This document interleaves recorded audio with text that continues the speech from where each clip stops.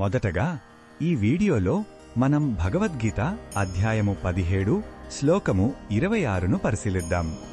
ఈ అధ్యాయంలో కృష్ణుడు శ్రద్ధ గురించి వివరిస్తూ యజ్ఞ, తపస్సు, దానాల యొక్క ప్రాముఖ్యతను తెలుపుతున్నాడు. ఇందులో భాగంగా ఓం తత్ సత్ అనే బ్రహ్మ నిర్దేశములోని సత్ అనే పదం యొక్క అర్థాన్ని అర్జునుడికి స్పష్టం చేస్తున్నాడు. మొదటగా ఈ పవిత్ర శ్లోకాన్ని భక్తితో విందాం.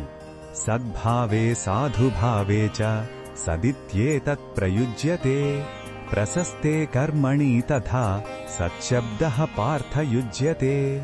ఈ శ్లోకం అర్థమేమిటంటే శ్రీకృష్ణుడు అర్జునునితో ఇలా అంటున్నాడు, ఓ పార్థ, సత్ అనే పదం రెండు ముఖ్యమైన అర్థాలలో ఉపయోగించబడుతుంది. ఒకటి శాశ్వతమైన సత్యం, అంటే పరమాత్మ యొక్క ఉనికిని సూచించడానికి.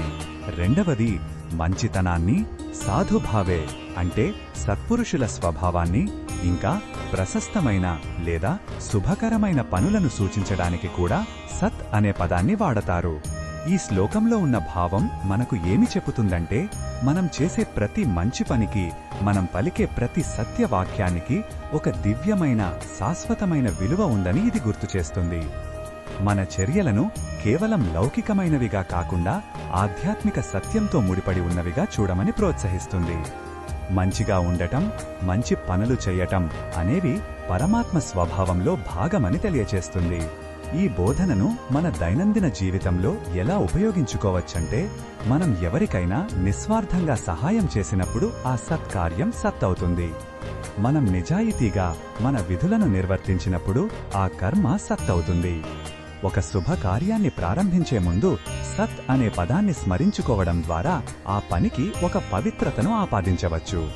మన మాటలలో, చేతలలో మంచితనాన్ని, సత్యాన్ని నింపుకోవడానికి ఇది ఒక చక్కని మార్గం.